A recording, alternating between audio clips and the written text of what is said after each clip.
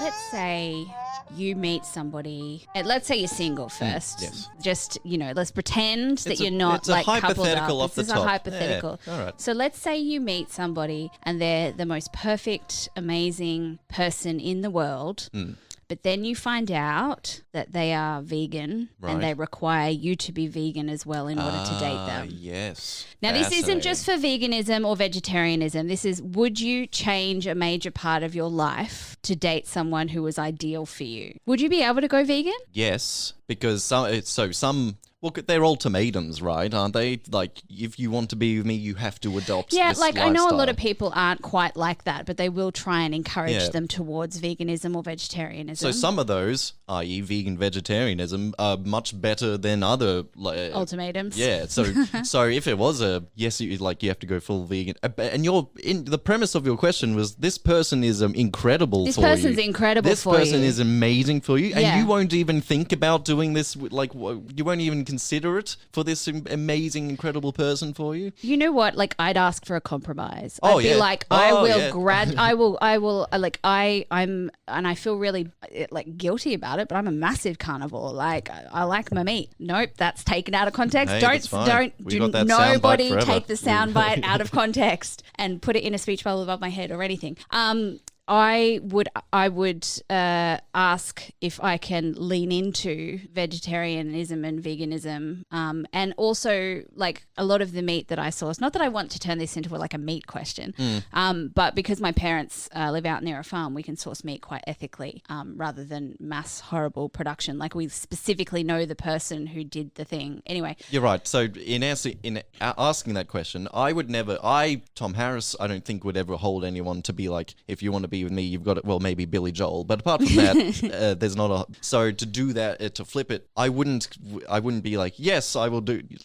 I would look for that compromise. Yeah. But I would entertain the idea if hypothetical, amazing, perfect person is asking this of me. Also, though, if they were giving me an ultimatum, they might not be the perfect person. Yeah, that's true. That's very true. Okay, so today we've got an extra person on the mic. Oh my God. Yeah, I know. It's amazing. It's amazing. So producer Zane wants to say a thing. So, well, that's the thing. In my current relationship, I'm with a vegetarian. So when I'm with them, I do mostly eat vegetarian things because that's an okay thing to do.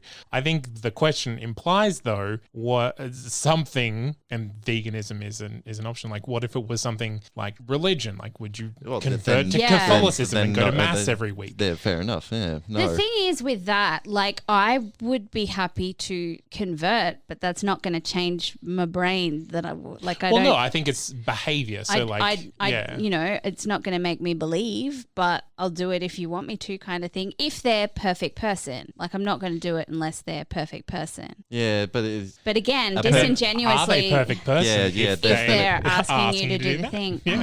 All of the debates. I don't know. I would want to know, because hypotheticals is weird and awkward for us to. But I want to know from people who have changed religion or become religious for a partner, or picked up vegetarianism or veganism.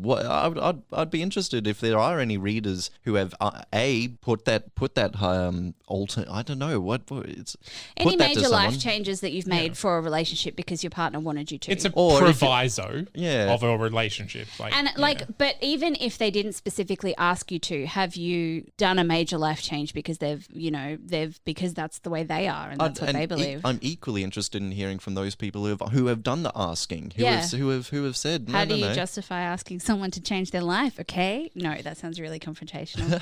It's kind of a valid question. Welcome to Ghosts of Boyfriends Past. Hello one, hello all. I'm Liz Best. I'm Tom Harris. And today we had a guest. We had, but then COVID happened. So we no longer have a guest. No guest. That's a lie. We do have a guest. She's rad. She's awesome. She's one of my favorite people. Can you believe it? Can you believe we booked her? I know. We booked a guest last minute. Like, I was very excited. It's me. So hey, and the crowd goes wild.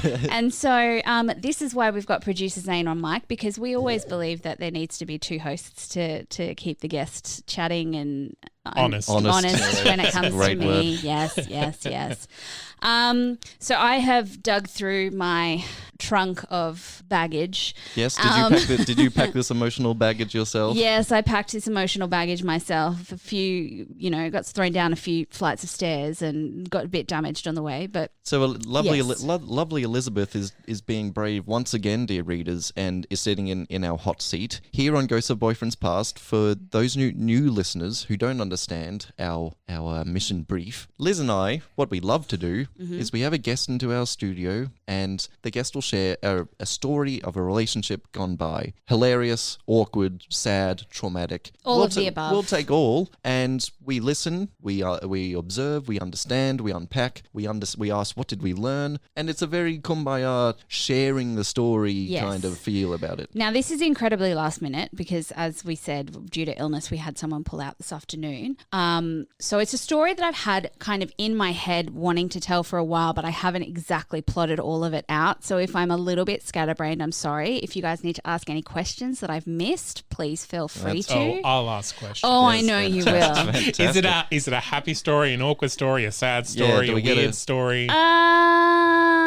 It's shit. It's not just- depressing Okay.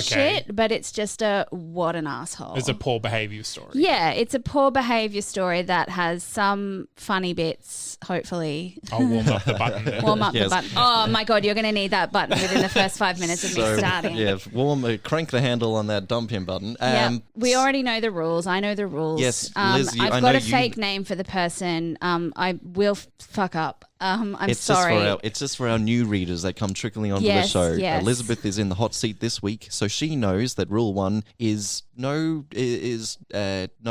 aliases. You need aliases. Yes. Sorry, I couldn't I've remember the got word. a false name for the person, and I'm also going to change a couple of other details as well. Fantastic. That's for rule 2. That leads into rule 2. So that those of you playing along at home who figure out who Liz is talking about today, jobs, where they worked, where they've lived, etc., and other people orbiting satellites of the story, don't dox them. We're not here to say, the Mr. Devil Man is, and chase him into the streets. No. We're not here to do that. No. It's not a mystery for you to solve. It's No, a story that's for right. you to appreciate. This isn't a Yeah. true crime podcast, God No. damn it. And the third threat, Elizabeth. The third threat. No threats. Sorry, that was in my head. The third rule is no threats on microphone, please. That's okay. I've already done my threatening Yeah, beforehand. she was doing warm-ups before. She was threatening up the storm. Yes. So, look, as frequent listeners of the show will know, I currently hold the record in tie with one of our guests, Joe, for the number of times that we've fucked up with aliases. Yes. So today I've picked a name that's probably as different as I possibly could, and that name's going to be Aiden. Okay. And the reason why I picked the name Aiden, sorry to any of the Aidens out there, is that every single kid that had an Aiden, Jaden, Braden, Caden in their name when I went to school was a nut job and always badly behaved. So I agree. Those names just seem to bring out something. I don't know. I don't know. I've never met an Aiden Braden. Okay, then, but They know what they did. They know what they did. and Yeah. they know what they're currently doing. yeah. So we have our show, we have our premise, we have our guest, we have our rules, we have a stand-in co-host with Zane C. Weber on the microphone. Elizabeth Best, it's over to you and your hot little hands. Okay. Thanks for calling my hands hot. So this starts when I was 19. It's an interesting and important and uneducated time frame. You know nothing. It's not very long ago. You think, yeah. In the recent past. In No. the recent, it's so recent. It's like 4 years ago, guys. But no one at it's 19. one of those times when you think you know shit, Yeah. but Yes. you know fuck all. Yes. Because you've had a relationship Yes. and you've made mistakes and you're like, okay, I've done it. That's behind I had me. a couple at Yeah. that point. I'd had Yeah. probably 2 what I would call proper relationships. So one of them ended, and I was the catalyst for that, and I will explain on a later story why I was a dumb bitch about that. But this starts, so I'd just broken up with someone. I was feeling quite sorry for myself, and I was going to a party that I knew that my ex was going to be at. And so I turn up to the party and I walk in completely nervous that I'm going to see my ex because I had broken up with him and I felt bad about it. How did these nerves present themselves? Like, did you present yourself in a particular way because look, he was I gonna always be there, looked or? hot, so... Yeah, but like, did you specifically wear his favorite perfume and outfit? Do you know what? I wasn't super petty back then. Okay. So I wore something that was... And I try to explain this to friends recently, is whenever you're going to see an ex, don't try and dress up to look sexy because that screams, look at me. Yes. You want sexy cool. You want to look like you give no shits, but you still look hot, but not like I'm sex on legs hot. Just like I happen to be sexy and I'm also wearing a leather jacket. What of it? So I think I was wearing, oh God, I actually can remember what I was wearing. I was wearing a pair of tight jeans and one of those jumpers that had the collar sewn into it. You know, like a V-neck tight fitting jumper, which like had a shirt collar. I see. To make it look like I'd layered it. And I was wearing it was just all very tight fitting but casual. I want to quickly jump in. Kind of librarian chic. Yeah, very much librarian chic. I like it. I want to quickly jump in because, and I can't believe I remember what clothes I was wearing when I was 19, you guys. Incredible. And just touch on something quickly because Elizabeth said she broke up with her ex. You dumped him, right? I did. But then interestingly, you're this kind of person that hates being the dumper. So most people listening to this story would go, she's walking into a party where she dumped him. I know. She should have all the power. She doesn't operate this way. I'm going to explain, and this is an episode for another day because it's a story I'm not quite willing to tell yet. But yeah, there's the breakup that had happened beforehand was a really dumb decision on my part based on inexperience. So anyway, I walk into this party. I'm nervous that I'm going to see him, and the second that I open the door, it's like one of those really terrible movies where the party was one of those ones where they'd set up a basement to look a bit disco-y. So there was just all kinds of dark like corners, nooks and crannies, and and I just walked in. I didn't even notice anybody else in the room because I just clocked this guy sitting in the back left corner of the room playing guitar. Yes. Yep. And he looked like Dirty Dancing Patrick Swayze. I was just like, and I think I grabbed one of my friends and went, who the fuck is Patrick Swayze over there?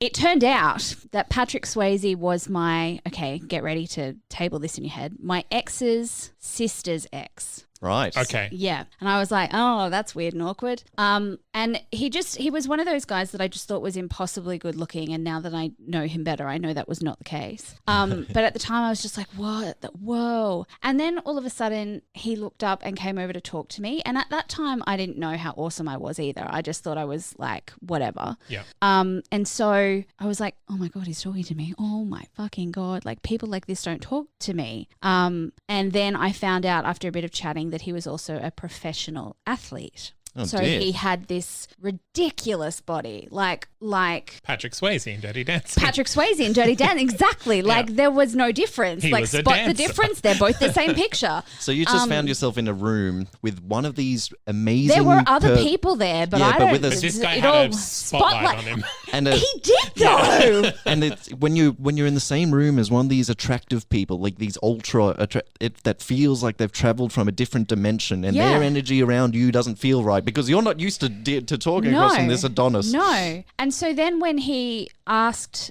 someone else for my phone number and they gave it to him, and then he called me and I was like, what?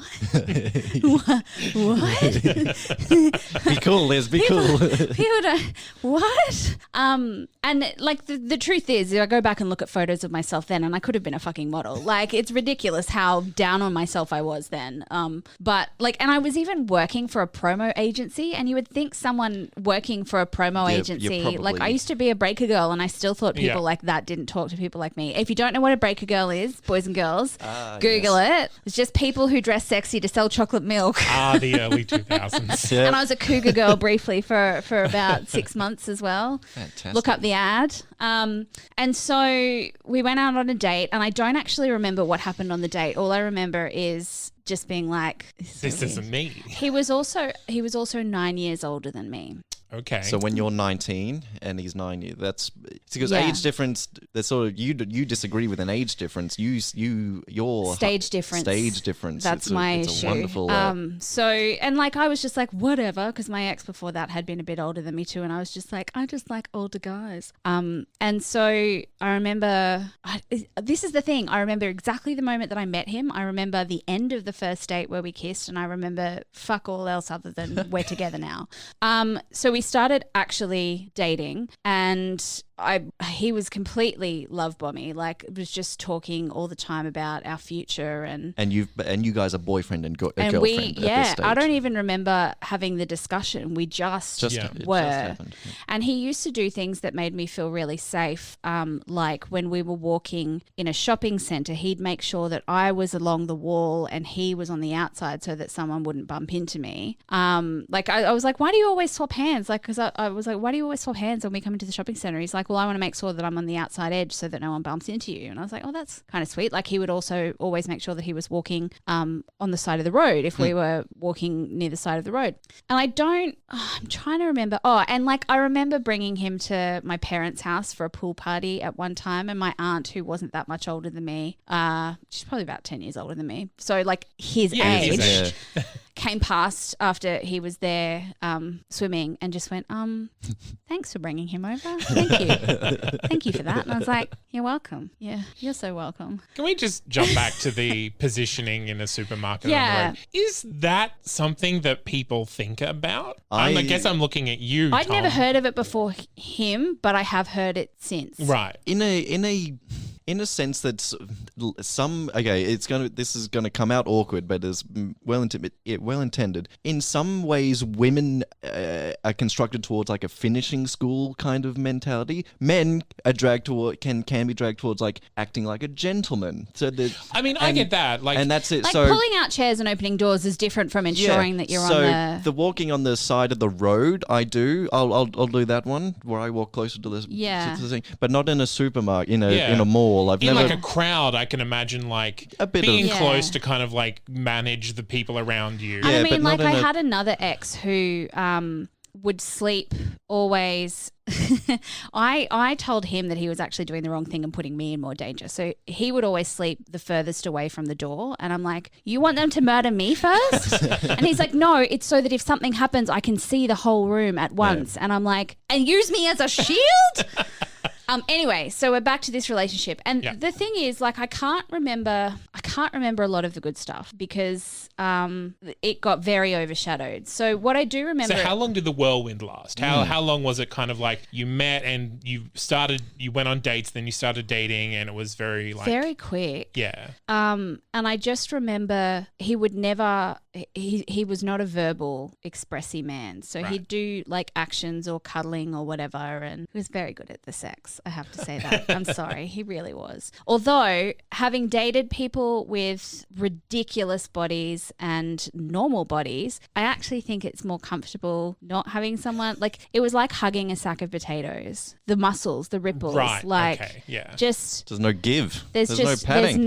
There's nowhere to nuzzle into. There's no nook that I fit in. It was just like, he was a human V, like broad shoulders, tiny waist. Anyway, and I just remember sitting at dinner at one point with his parents, who were very abrupt, and well, his mother was lovely, but his dad was one of those blunt people who, if you're still at the home and he wants to go to bed, he'll come downstairs in his pajamas during dinner, and he did do that once with me. But we were talking about, I still remember we were talking about his younger brother's 21st and what happened, and so his mum turns to me and goes, "Oh, so what did you do on your 21st?" And I'm sitting there going, "I'm 19," and she just like, oh, and then they never quite acted the same way around me again. Yep. Anyway, what I do remember is that we ended up dating for about 1.5 years, right? And through that, he was always training. And so, occasionally like 6-7 hours a day, he'd train in the morning, train in the afternoon. He was like, an awarded athlete, shall we say, like an officially awarded athlete. And then so is that like professional athlete, like training? Yeah, like training, Commonwealth Games training. Yeah. And so when he met my parents, and I think I've told this part of the story apropos of nothing for another story, but when he met my parents, I was really excited for him to meet my parents because I just thought he was the bee's fucking knees. Of course. And so Patrick I made Swayze this. from He was Dirty Patrick Dancing. Swayze. And so I made this really special dinner, which was actually really hard to make. So what I did, I'm going to explain to you what I made so you know how much effort I went to. Please. So I had this chicken breasts that I stuffed with camembert and semi sun-dried tomatoes, That's and then work. I rolled them up, crumbed them, fried them, and served them with a basil mint pesto sauce that I made myself. And it was fucking delicious. There's work in that. It and took there's hours. steps. Yep. It took hours. Yep. So the first thing, everyone's eating dinner and he turns to me and goes, "It's a bit dry." And I was like, oh, I didn't even notice that he'd said that. And then Mum later on went, he insulted your cooking within the first 5 minutes of us sitting down to eat. And I was like, what? Did he? What? Then later on in the night, he's talking to my parents and he falls asleep mid-conversation. Now. So he blames this on the fact that he has to start training at 5 o'clock in the morning every morning, and then he has to go to work and then train from 6 to 8 or whatever. And I defended him to my mother, going, "Mum, he's such a hard-working." I will ask, did he usually fall asleep in mid-conversation around that time with you? No. Yeah. Yeah. Okay. No. Yeah. He would get tired and say, "We need to go to bed now." Yeah. Or excuse himself, but I can't remember him ever falling asleep. He's got wonderful on me. excuses for falling asleep, but falling asleep was poor. So my form. mother was automatically like, "I hate this guy." Yeah. Yeah. And so a little bit along the line, I'm just trying to get this time. All I can remember is all the terrible stuff that happened at the end. He also, so another thing that we had, because of his training schedule, he told me very firmly that we could only have sex one night a week. Just because one. he was exhausted. Okay. And it was always on Saturday because he only had to train once on Saturday instead of twice. See, so, yeah, if I mean, I've heard of athletes who have very strict sexual regimes. Yeah. Because and he of said to whatever. me it wasn't because he needed to perform better in sport. It's just that he was too tired. And I just went, okay, that's fine. Sex night, great.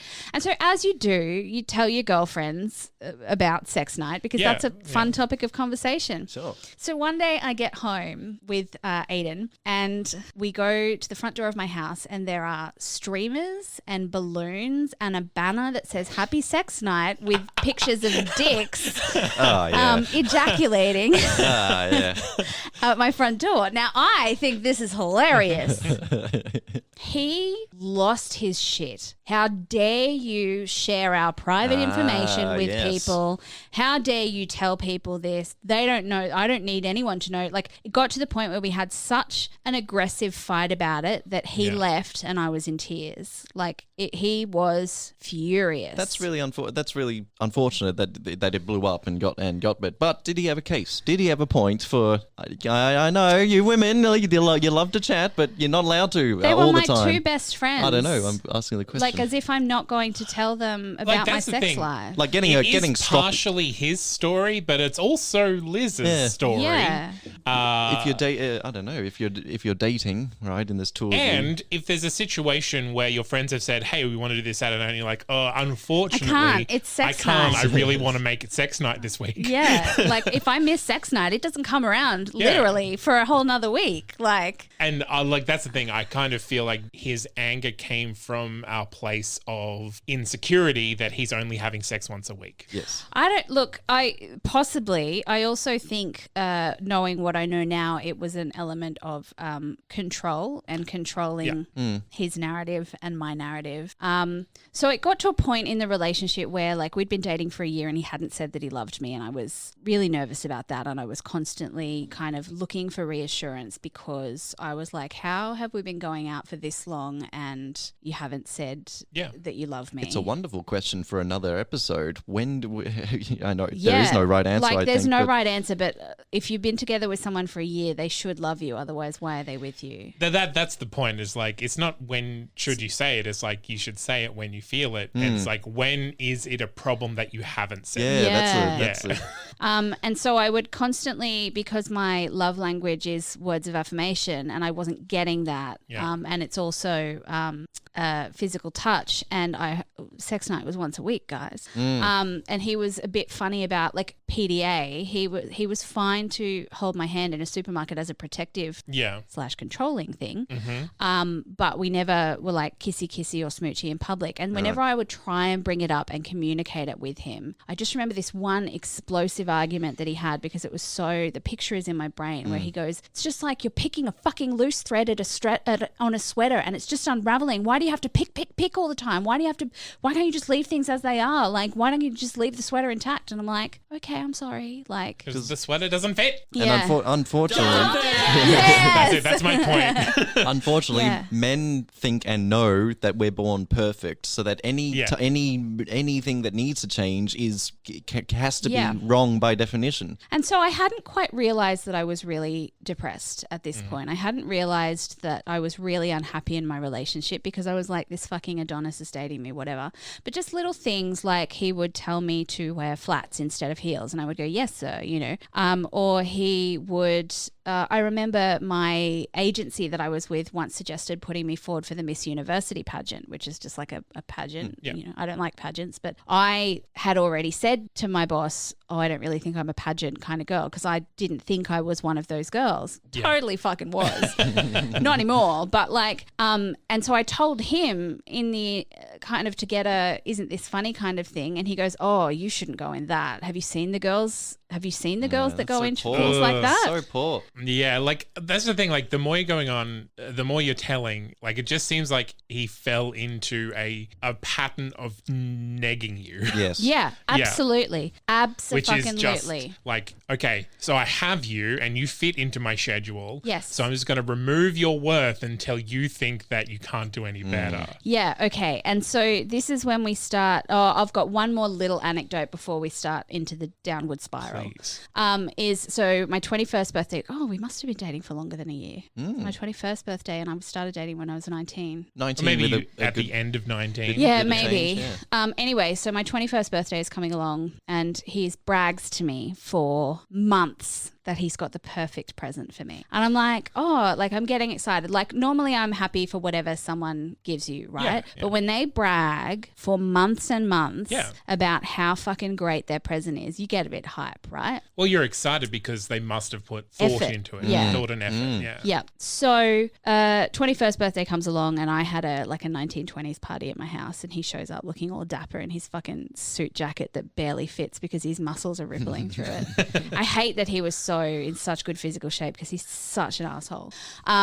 And he gives me the biggest bunch of lilies that I'd ever seen. And lilies, I had said to him, was my favorite flower. And I was like, this is beautiful. And then he was like, so what do you think? And I was like, oh, the flowers are beautiful. And he's like, yeah.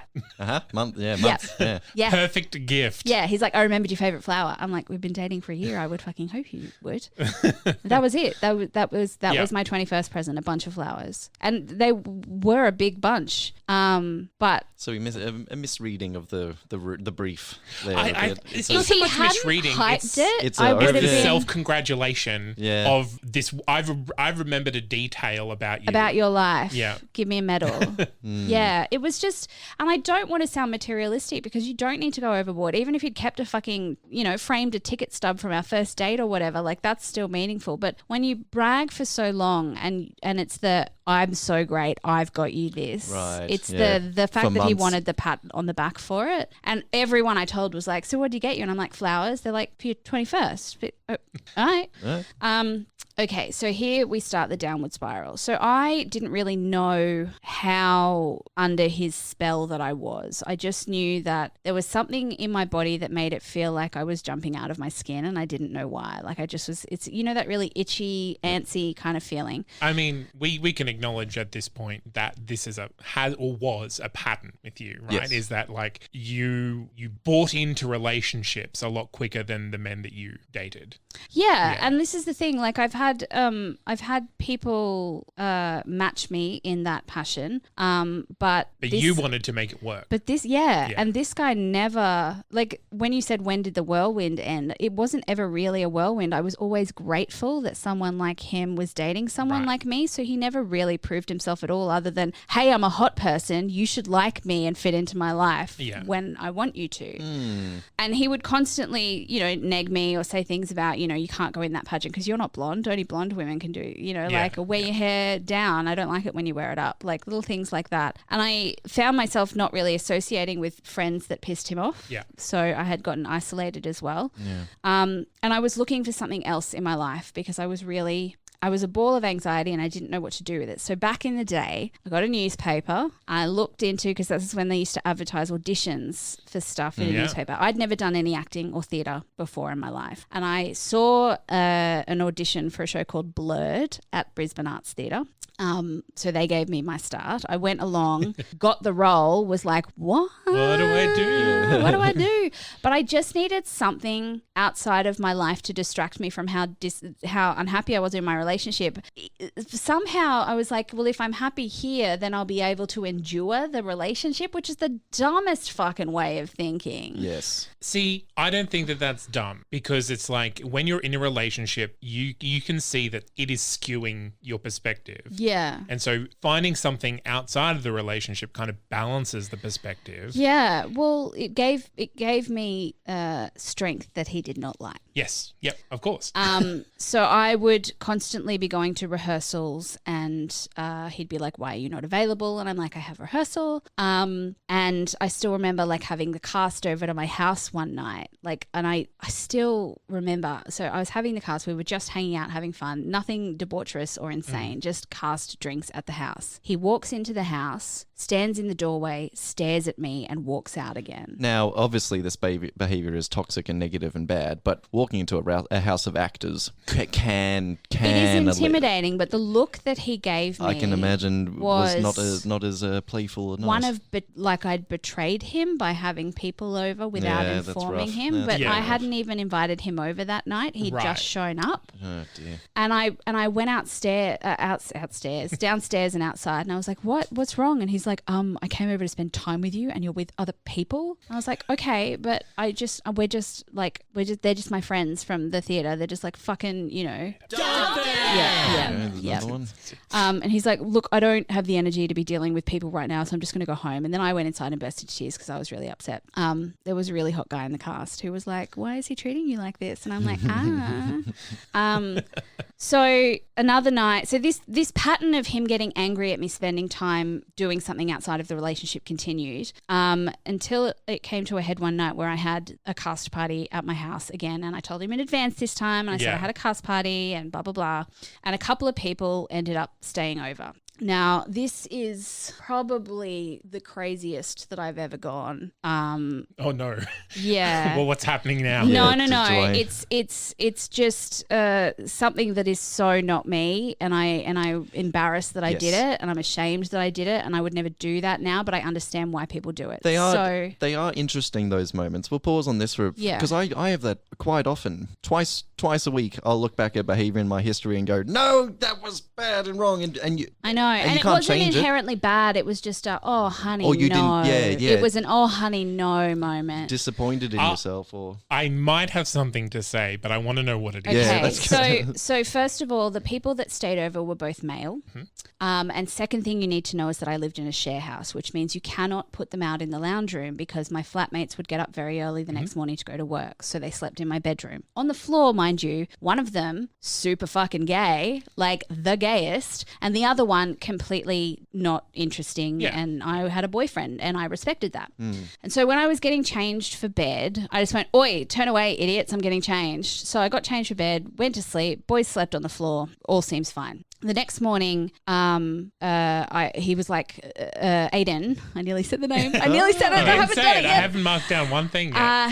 Aiden comes in and he's like, so how was your party last night? With a really poppy P. And I was like, oh, it was great. Yeah, we just had a few drinks. Then a couple of people slept over. And he's like, were these people men? And I was flustered and young. And I just went, well, yes. And he goes, did you get changed in front of them? And I went, I'm sorry. And he said, did you get changed in front of them? And I was like, well, and I lied. And I said, no, like we weren't even in the same room. No, like absolutely. Because I knew he was going to flip his lid. Yeah. And a lot of this relationship was me tiptoeing around him flipping his lid because he had a really nasty anger problem. Like he would just, it went from 0 to explosive and me in tears. Yeah.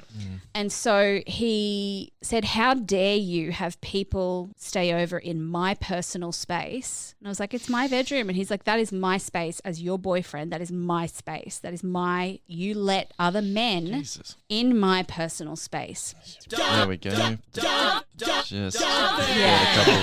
a couple. Yeah. And I was just making excuses. Yeah. Current Liz would just be like, how dare you? That's my space. Get out of my life. But back then I was just like, I still felt grateful that this fucking Adonis was dating me. Yeah. Because he'd also destroyed the small amount of self-esteem that I had. Have we got to the crazy bit yet? No. Okay. No, the crazy bit is that he grabs my phone, slams my bedroom door, and is holding it shut while he says to me through the door, I'm going to phone them and I'm going to ask them if you changed in front of them and we'll see. We'll see. So instead of going, this is fucked up, I knew that I had an old phone and a spare SIM card in the top of my drawer. So while he was yelling and screaming outside, I got my burner phone. It wasn't even a burner phone. It was just an old phone. Yeah. Put the SIM card in, phoned both of the boys and whispered into the phone, can you please lie for me? He's going to call you. And one of my friends was like, oh, Liz, no, this isn't. The guy was like, this isn't right. He goes, I'll lie for you if you want me to. Yeah. I didn't see anything, but he goes, you have to know this isn't healthy. And I was hyperventilating. I was like, can you please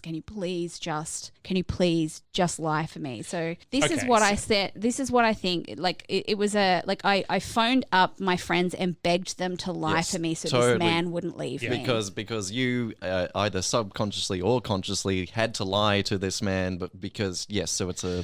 So that's I don't think that's crazy because it's were more an oh honey no moment. That's what you were in danger. Like you that's true. You're in emotional danger, true. if not physical danger. You're like, oh God, I made this perfectly tiny white lie for his comfort. Yeah. And now I'm whispering down the line. Now this has led to this reaction. Yeah. And I think that is something that I don't remember how I had time to do that. I think he might have driven away with my phone to call them. Because that's the thing. As a young person, this one step leads to another, and it's that the frog in water, that escalation. Whereas when you've had this experience, you can go like, okay, no, this is the tipping point that I can never get past again. Yeah. And that's when you go, oh, no. Honey, no. So he called my friends and he said, to try and trip them up, he was like, so when Liz changed in front of you, and they were like, oh, she didn't, what are you talking about, man? I was like, thank you. Oh my God. We didn't break up over this. I was like, thank you. Thank God for, thank you so much for, not getting mad about it. I won't do it again. Mea culpa. I won't have fun. I won't. Oh, honey, no. Yeah. Oh God, we're getting to the end, I promise. So there was just a lot of really nasty control issues, but that's one that I remember. Like I specifically remember crouching near my bed, whispering into the phone, begging my male friends to lie for me so that this abusive man wouldn't leave me. Yeah. And it's terrible. But at this point, how long have you guys been together? Over a year. Just over a year.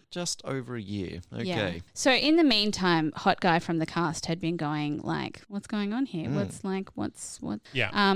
And one drunken cast party, and this is the only time that I have ever cheated on somebody. And it was only a little bit of a make out, just a little pash. Nothing other than just a little pash. There's a photo of it somewhere where he's lying next to me, and my face just looks. There's a photo of it somewhere. Yeah, my face just looks happy. Freaking cast parties. Fucking cast parties, like a printed out photo before photos were digital. There's a printed out photo that exists of this, and I had made up in my mind mind that I was going to break up with Aiden the next day. I knew I wasn't, but I had told myself that I was. There's a few times that I'm like, I'm going to. No, I'm not. He's still really hot and maybe he'll still love me. I don't know. Yeah.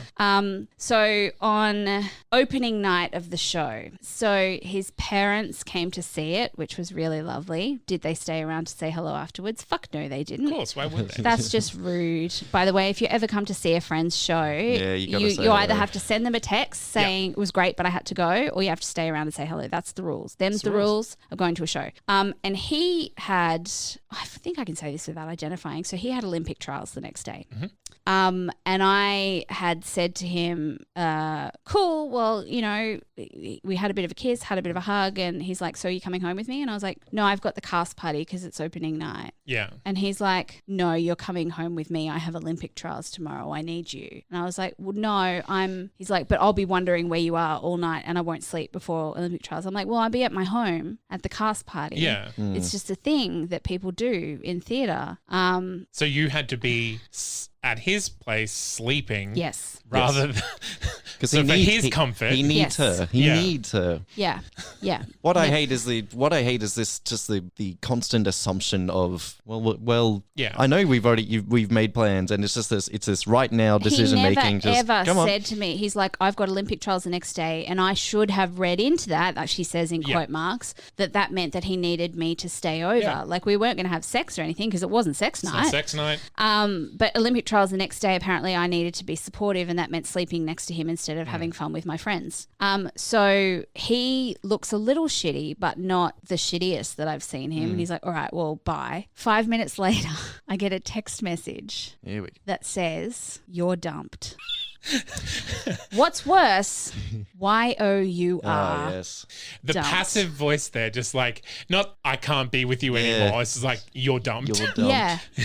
Yeah, this is from a 31-year-old man. Yeah. You're dumped. You're dumped, by the way. Yeah. Now, I later found out that he'd already started seeing somebody new behind my back. Oh, yes. That's And they're married now, so congratulations to them. Have fun with that. But yeah, you're dumped. And I think the absurdity of that text made it a lot easier to just be like, you know what? Like I sobbed into ice cream that night. The cast party became all about let's cheer Liz up, which I have never felt more grateful to have a group of humans around me that, and to be honest with those people in that first show, one of whom I'm still friends, actually many of whom I'm still friends with, but one of whom I'm still best friends with, you know, like however many years later, gave me some of my strength back to realize that I would be okay not being in a relationship, and that I would be okay without this big strong man protecting me from the harsh world, and that I was actually better off, and that I was accepting a lot less than I deserved, because no one should have to phone their friends and beg. I was begging. Like I swear to God, I was literally begging these men to lie for me. Yeah.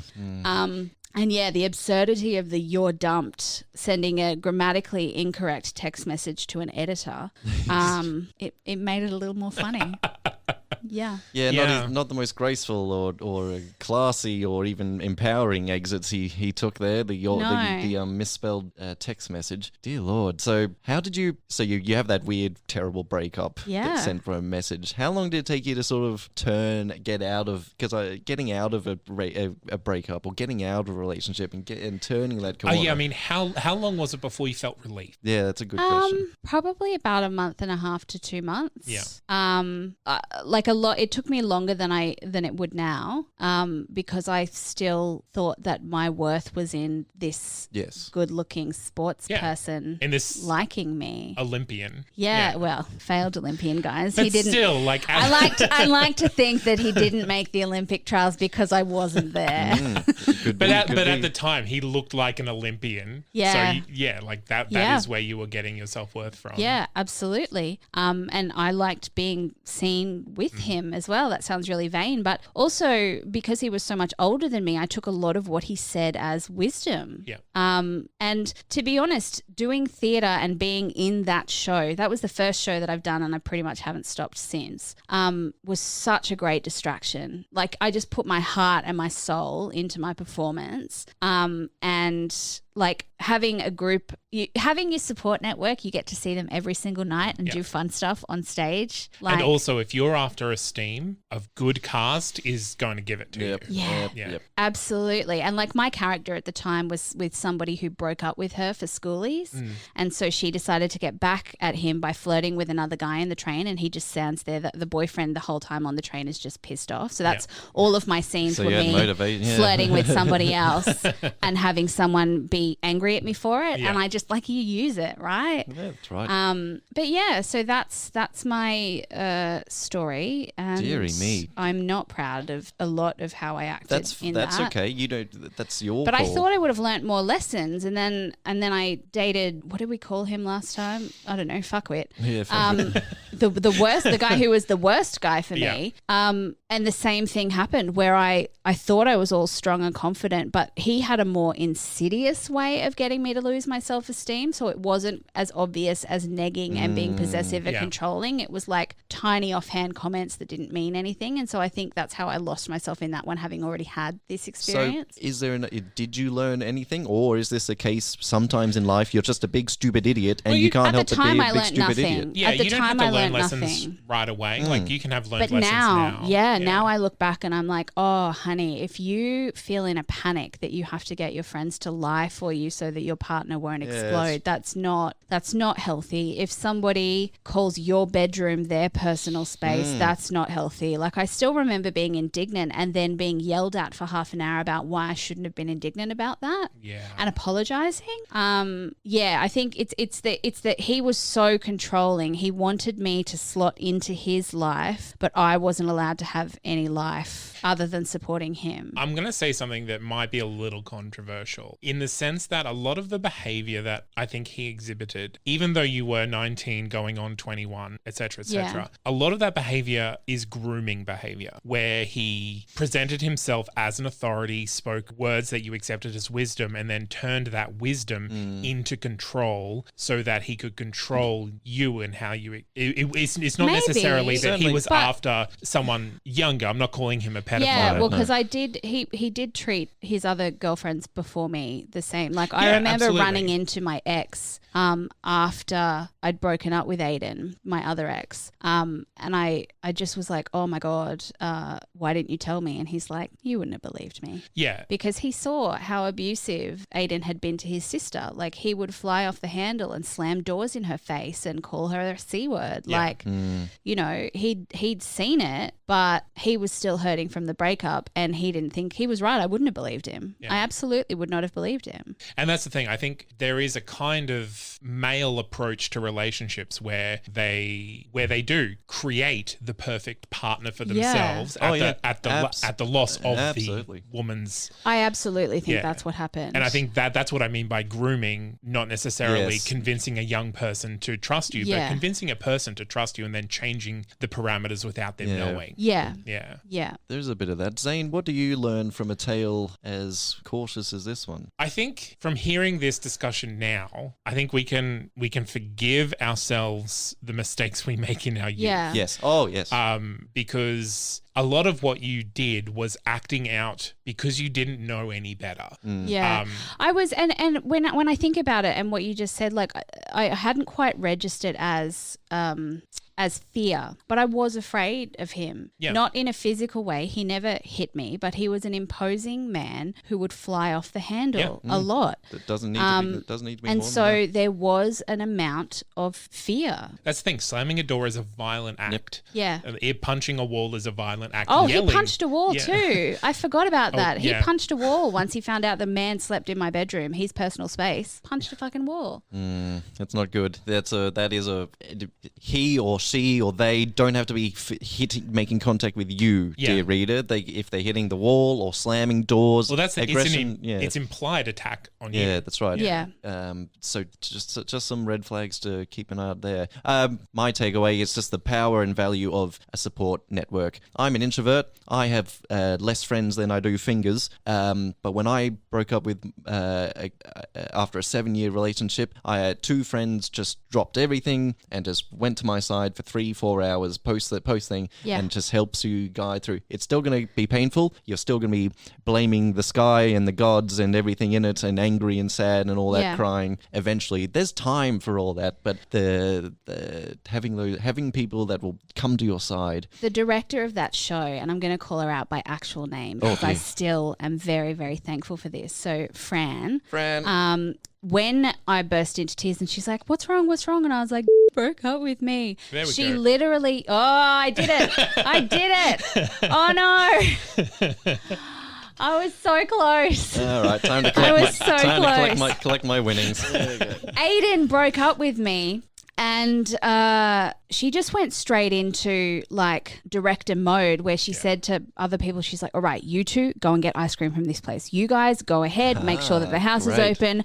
I'm going to stay with Liz and we'll come to the house when we're ready. She just kind of directed people into my perfect soft landing pad from that Fantastic. breakup. Well done. And I think that's one of the reasons why we're still friends now is just because she cares so much about other people and will consistently put other people ahead of herself. She just knew exactly what I needed in that minute, directed everyone to do the thing, and gave me the softest landing from that hard breakup that I've ever had that night. It was so great. That's So thank you, Francesca. That's so sweet and a little nicer than mine. My two friends that helped me immediately post breakup went out for booze and cigarettes because under the guise of, well, so Tom will probably want booze and cigarettes, so they were doing it for them in order to help me. So I think it's a little different there, but well done, Elizabeth Best. Everybody at home or at the gym, wherever you are listening, give a round of applause to Elizabeth. Thanks. That was harder than I thought it was going to be because Yes, you've done very well. There's a lot of that relationship that is literally a blur. I only remember the touchstone moments that I've talked to you about today. I remember nothing else about that relationship. Well, I think that speaks to the odd emotional connection that you had in that it was mostly about the esteem that you gave to each other externally rather than the relationship you had internally. Yeah. Yes. Yeah. Interesting. Absolutely. So yeah. Well done, Liz. Thank you. You'll be back in the director's chair next week.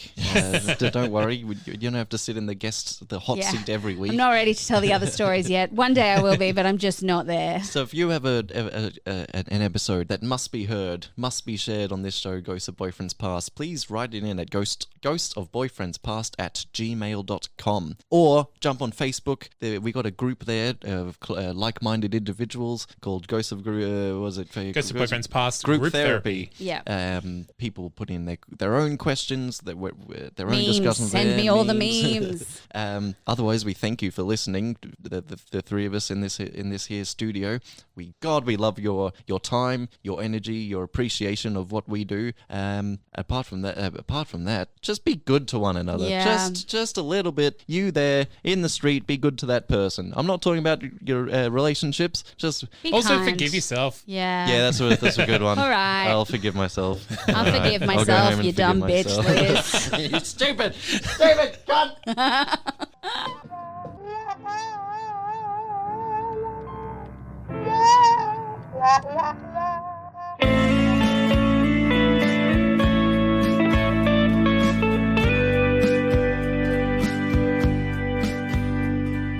Hi, I'm Travis. And I'm Serge, and we are the hosts of Now That's Interesting podcast. Here we talk about the topics that catch our interest and hopefully spark your curiosity to dig deeper into the world around you. We go into enough detail to get a better understanding of the topic we cover. Say just a bit above your average pub chat. We talk about everything from conspiracy theories here on Earth to rovers on Mars and everything in between. Find us on whichever platform you get your podcast fix.